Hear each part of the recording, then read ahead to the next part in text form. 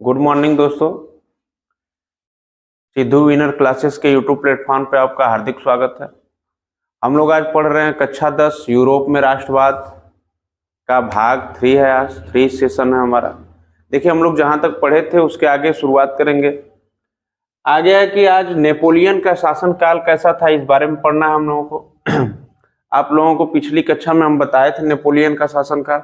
और देखिए, जब नेपोलियन फ्रांस पर अपना शासन चलाना शुरू किया, कहाँ चलाना शुरू किया बेटा? फ्रांस पर। देखो, फ्रांस पे जब नेपोलियन का शासन रहता है तो इसने प्रजातंत्र, जो लोगों का तंत्र था, जो लोगों के हित के लिए कार्य किया जा रहा था, उसको समाप्त करके राजतंत्र की स्थापना कर दी। और देखिए बेटा, किसी भी देश के लिए सबसे खतरनाक जो चीजें होती है वो राजतंत्र होती हैं। क्या होते हैं? राजतंत्र। राजतंत्र में एक राजा होता है, उसी के वंशज द्वारा राजनीति की जाती है और लोगों से उससे कोई मतलब नहीं। अगर निरंकुश राजा हो जाता है तो पूरी प्रजातंत्र को क्या कर देता है? बर्बाद कर देता है। बात समझ में आई? आगे देखिए, नेपोलियन क्या करता है। नेपोलियन के समय ही व्यापार, आवागमन एवं संचार में बहुत ज्यादा विकास हुआ। राजतंत्र होने के बाद भी इसमें क्या किया? व्यापार आवागमन और संचार के क्षेत्र में बहुत बड़ा योगदान दिया और विकास कराया। ठीक है। नेपोलियन देखो, राष्ट्रीयवादी विचार को बांटने के लिए उन्होंने कुछ क्षेत्रों में कब्जा कर लिया। राष्ट्रीयता, अपने राजतंत्र को विकसित करने के लिए उसने क्या किया? कुछ क्षेत्र में क्या कर लिया? कब्जा कर लिया। और कर को क्या किया? बढ़ा दिया। कर को क्या किया? बढ़ा दिया। जब लोग ज्यादा कर देंगे तो ज्यादा उसके पास पैसा आएगा। तो पैसा आएगा, देखो जबरन भर्ती जैसे कानून व्यवस्था भी स्थापित कर दिए। कोई भर्ती होना नहीं चाहता था, उसको जबरदस्ती भर्ती कर देता था। ठीक है। जबरदस्ती क्या करता था? अपनी सुरक्षा के लिए भर्ती कर देते थे नेपोलियन के शासनकाल में लोग। ठीक है। देखिए, नेपोलियन का शासनकाल जो हमारा हुआ समाप्त हुआ। और आगे जो होता है कि एक चीज हम पढ़ाए थे 1804 की नागरिक संहिता। ठीक है। लेकिन उसके विशेषता के बारे में नहीं बताए थे। तो आज हम लोग जानेंगे क्या विशेषता कैसी थी नागरिक संहिता 1804 की। देखो, जो जन्म के आधार पर लोगों को क्या मिल रहा था? जन्म के आधार पर विशेषाधिकारों की समाप्ति कर दिया गया 1804 के नागरिक संहिता में। जन्म का अधिकार का मतलब क्या होता है? जैसे राजा का बेटा ही राजा बनेगा, तो इसमें क्या किया गया? इस संहिता के अनुसार जन्म का जो भी विशेषाधिकार था उसको क्या किया गया? समाप्त कर दिया गया। दूसरा जो हमारा है, कानून के सामने समानता एवं संपत्ति को, अधिकार को सुरक्षित किया गया। अब देखो, कानून के सामने समानता और संपत्ति का अधिकार, ठीक है, इसको क्या कर लिया गया? सुरक्षित कर लिया गया। क्या कर लिया गया? सुरक्षित कर लिया गया। आगे देखिए, प्रशासनिक विभाजनों को, प्रशासनिक जो विभाजन थे बांट के, उसको क्या किया गया?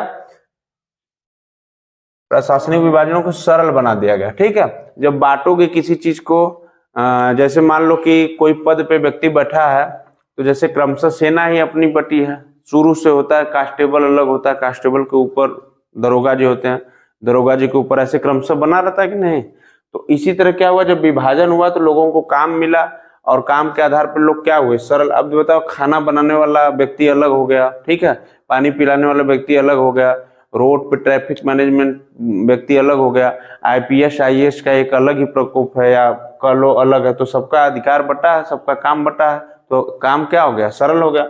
आगे देखिए, सामंती व्यवस्था को समाप्त किया गया। सामंती व्यवस्था का मतलब किसी एक व्यक्ति द्वारा विशेष शासन। ठीक है। तो इसको क्या किया गया बेटा? समाप्त कर लिया गया।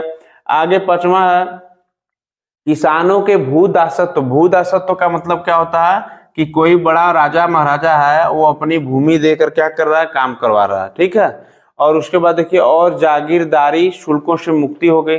उसने अपनी क्या भूमि को क्या जागीर समझ रहा है और उस पर क्या किया? टैक्स लगाया, वैट लगाया था। इसको भी क्या, इससे क्या हुई? मुक्ति मिल गई। आगे देखिए, शहरों में जो कारीगरों के श्रेणी संघों के नियंत्रण को हटा दिया गया। अब कारीगर थे, उनकी श्रेणी संघों के क्या किया गया बेटा? हटा दिया गया। बात समझ में आई? आगे देखिए, जागीरदारी क्या होती है। यहाँ पे एक शब्द आया है जागीरदारी, तुम लोग पूछोगे ही नहीं तो हम सोचे कि बता दें। ठीक है। तो अपनी बेइज्जती समझते हो तुम लोग पूछने में। तो देखो, जागीरदारी क्या होती है। इसके तहत किसानों, जमींदारों और उद्योगपतियों, बात को समझना है। देखो, जागीरदारी मतलब किसान, जमींदार और क्या हो गया? उद्योगपतियों द्वारा तैयार सामान का कुछ हिस्सा कर के रूप में सरकार को देना पड़ता है। ठीक है, जब क्या करना पड़ता है, किसान अपना अनाज उगाएगा तो सरकार को देगा। पहले देखो नहर टैक्स भी था, नहर से जो पानी आते थे उसका भी टैक्स देते थे लोग। अब तरह तरह के उस समय क्या होता था कि टैक्स लगता था। जमींदार थे, बताए ही हैं कि जमींदार अपना क्या देते थे, जो भी जितना भूभाग पे खेती करते थे उतना भूभाग का क्या देते थे, टैक्स देते थे। उद्योगपति जो हमारे हैं, पैसे वाले जो कि उद्योग लगाते हैं, ठीक है, सीधे कह लो कि कंपनी का मालिक, इनको भी टैक्स देना पड़ता है। ठीक है, सामान तैयार हो जाती है तो इसका सब मिलाकर टैक्स किसको देते हैं, सरकार को देते हैं, सरकार को टैक्स देते हैं। अगला है रूढ़िवादी। क्या है रूढ़िवाद? क्या है रूढ़िवाद? हम लोग समझते हैं ऐसा राजनीतिक दर्शन जो परंपरा स्थापित संस्थानों और रिवाजों पर जोर देता है। ठीक है, और तेज बदलावों की बजाय क्रमिक और धीरे धीरे विकास को प्राथमिकता देता है। रूढ़िवाद हम एक दिन समझाए हैं कि जैसे मान लो कि पीढ़ी दर पीढ़ी जो भी समस्याएं चली आ रही हैं उसको हम लोग आगे बढ़ा रहे हैं। जैसे अभी कुछ दिन पहले चला था कि तेरही को बैन कर देना चाहिए। क्यों? क्योंकि कोई भी व्यक्ति, नौजवान व्यक्ति या मारा जाता है या मर जाता है, किसी तरह एक्सीडेंटल केस हो जाती है, तरह तरह की केसें हो जाती है, हम लोग क्या करते हैं, उसको हॉस्पिटल में भर्ती करते हैं, वहां भी पैसा लगता है, घर में पैसा नहीं रहता। आप बताओ, उसके लिए 1,000, 5,000, 10,000 लोगों को खिलाएंगे तब जाके उसको शांति मिलेगी। ठीक है, ये क्या है? रूढ़िवाद है। क्या है? रूढ़िवाद है। और भी रूढ़िवादिते हैं जो कि बहुत, जैसे परंपरा चली आ रही है, कुछ परंपरा आप लोगों की पहले से हम जानते हैं कि वो परंपरा क्या है, गलत है, और उसी के पथ मार्ग पे क्या करते हैं हम लोग चलते हैं, तो उसी को क्या कहते हैं, रूढ़िवाद कहते हैं। क्या करते हैं? रूढ़िवाद करते हैं। जैसे भूत पिशाच को मानना, ये क्या है? एक ठो क्या है? रूढ़िवाद है। ठीक है, आगे देखो 1815 के उपरांत यूरोप में रूढ़िवाद क्या था? जब हम 1815 की बात कर रहे हैं, उसी समय वियना की संधि हुई थी, तो उस समय देखो रूढ़िवाद क्या थे, यूरोप में रूढ़िवाद क्या थे? तो यूरोप में रूढ़िवाद थे बेटा 1815 में नेपोलियन की हार के उपरांत। जब नेपोलियन हार गया था 1815 में, तो यूरोप की सरकारों का झुकाव पुनः रूढ़िवाद की तरफ बढ़ गया। ठीक है, फिर वही परंपरा, पुरानी परंपरा के बीच लोग क्या हो रहे हैं, अग्रसर हो रहे हैं। इसके बाद यूरोपीय सरकार पारंपरिक संस्थाएं और परिवार को बनाए रखना चाहते थे। जो भी पारंपरिक संस्थाएं थी, परिवार था, उसको क्या एडजस्ट करके बनाए रखना चाहते थे। आगे देखिए, इसके लिए उन्होंने नेपोलियन के समय जितने भी बदलाव हुए थे उन सबको खत्म कर दिया गया। बेचारा नेपोलियन मान लो कुछ काम तो बहुत सही किया था, ठीक है, ऐसे जन्म पर आधारित विशेषाधिकारों की समाप्ति, और ये मान लो गलत किया था, जबरन भर्ती करना, ये सब गलत किया था। जो सही भी काम थे उसको क्या किए, ये रूढ़िवादी लोग क्या किए, समाप्त कर दिए। आगे देखिए, इसके लिए उन्होंने नेपोलियन के समय जितने भी काम हुए समाप्त कर दिए उसको। इसके लिए एक समझौता किया गया जिसका नाम वियना संधि था। वियना संधि में यही समझौता हुआ था बेटा कि नेपोलियन का कोई भी जो बदलाव किया गया कानून में या प्रशासनिक बदलाव, उसको हम लोग नहीं मानेंगे। आगे पढ़ते हैं हम लोग, कौन सी संधि? वियना संधि। देखो बेटा, वियना संधि या वियना कांग्रेस के बारे में हम लोग पढ़ेंगे। देखिए, वियना संधि क्या थी या कांग्रेस? देखो 1815 में जब नेपोलियन शासित कर रहा था या शासन कर रहा था, तो इसमें हुआ क्या कि एक ब्रिटेन है जिसको इंग्लैंड बोलते हैं, प्रशा और रूस और ऑस्ट्रिया, ठीक है, जैसी यूरोपीय शक्तियां आपस में मिलकर क्या करती हैं, नेपोलियन को हरा देती हैं। नेपोलियन को क्या करते हैं? हरा देते हैं। और इनके प्रतिनिधि यूरोप के लिए एक समझौता तैयार करने के लिए वियना में इकट्ठा होते हैं। जो इकट्ठा करने का श्रेय होता है, ये श्रेय जाता है ऑस्ट्रियन, ये देखो ऑस्ट्रियन के चांसलर ड्यूक मैटरनिख को। ये बहुत ही इंपॉर्टेंट है एग्जाम के लिए, वेरी वेरी इंपॉर्टेंट।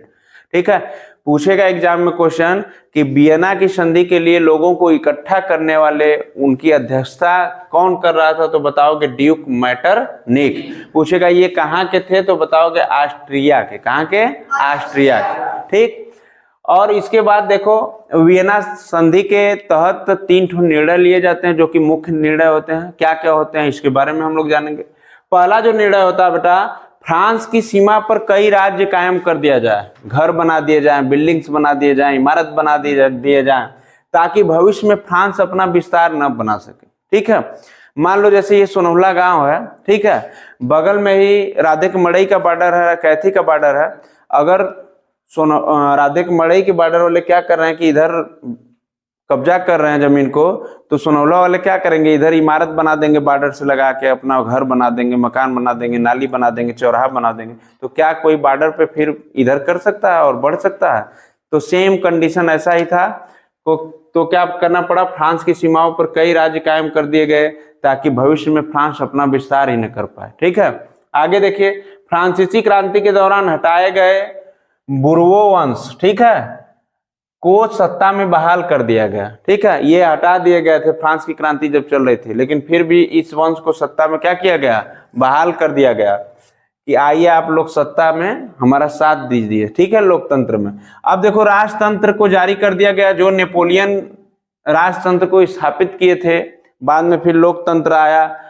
तो फिर क्या किए ये सब, वियना संधि में राजतंत्र को क्या कर दिए, स्थापित कर दिए। इसमें कुछ लोग होते हैं ना जो जानते हैं कि हम ही राजा बनेंगे, हम टपक जाएंगे तो हमारे पुत्र राजा बनेंगे, हमारे रिश्तेदार बनेंगे, हमारे भतीजे बनेंगे। ठीक है, बात समझ गए? तो ऐसे लोग हमेशा राजतंत्र के पक्ष में रहते हैं। बाकी देखिए, वियना संधि की विशेषताएं, एग्जाम में ज्यादातर विशेषता पर ही बल देता है, विशेषता जरूर पूछेगा। ठीक है, देखो विशेषता में क्या है, फ्रांस में जो ये बुर्बो वंश था, इसको बूब भी कहते हैं शॉर्टकट, या इसको बुर्बो कह लो। ठीक है, इसकी पुनर्स्थापना हो गई। ठीक, दूसरा क्या हुआ कि इसका मुख्य उद्देश्य यूरोप में एक नई रूढ़िवादी व्यवस्था कायम करना था। इसका मुख्य उद्देश्य क्या था वियना का, कि रूढ़िवादी व्यवस्था जैसे पहले से परंपरा जो चली आ रही थी उसी को क्या करना है, फिर से कायम कर देना है। तीसरा तो जो था, फ्रांस ने उन इलाकों पर से आधिपत्य खो दिया जो उसने नेपोलियन के समय जीते थे। ठीक है, नेपोलियन के समय जो भी फ्रांस जीता था, ठीक है, उसको क्या कर दिया, फिर खो दिया। ठीक है, आगे देखिए क्या होता है, फ्रांस के सीमा विस्तार पर रोक हेतु नए राज्य की स्थापना, जैसा कि हम पहले भी बताए थे कि फ्रांस अपना सीमा का विस्तार न कर पाए, इसलिए वहां पे इमारत बनाई जानी, राज्य नए नए घर बनाए जाने। ठीक है, आगे देखिए क्या होता है, यूरोप में क्रांतिकारी, यूरोप में क्रांतिकारी, इसके बारे में हम लोग पढ़ेंगे। यूरोपियन सरकार के इन सारे निर्णय के विरोध में क्रांतिकारियों ने क्या किया, जन्म ले लिया।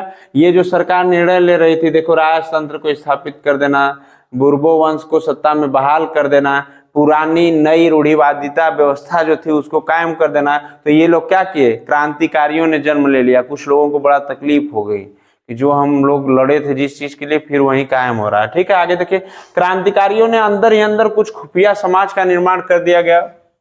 हर गांव गिराव चक्की चौराहे पर खुफिया लोग रहते हैं जो कि अपने मालिक को संदेश पहुंचाने का काम करते हैं कि देखो फलाना ये कर रहा है, आपके खिलाफ ये कर रहा है, या ये घटनाएं होती हैं। पहले देखो पता नहीं चलेगा, आप लोग वहीं पे रहेंगे, कुछ बातें पता नहीं चलती हैं, लेकिन जो ऐसे व्यक्ति रहते हैं खुफिया तंत्र के, वो मालिक को अपने पहले बता देते हैं। ठीक है, फोनवा में लगे रहते हैं कि देखिए ये ऐसा हो रहा है यहाँ पे। खुफिया तंत्र पहले ही क्या होता है, राजा को पता चल जाता है चीजों का। ठीक है, और देखिए जिनका मुख्य मकसद क्या था, तो मुख्य मकसद 3 ठो था, राष्ट्रवाद को बढ़ावा देना। राष्ट्रवाद हमारा कैसे आगे बढ़े, अब राष्ट्रवाद क्या बढ़ेगा, जब राजतंत्र को स्थापित करेंगे आप, पुरानी रूढ़िवादिता व्यवस्था को स्थापित करेंगे तो राजतंत्र कोई बढ़ेगा नहीं, राष्ट्रवाद विकसित होगा नहीं होगा। आगे देखिए, वियना संधि का विरोध करना।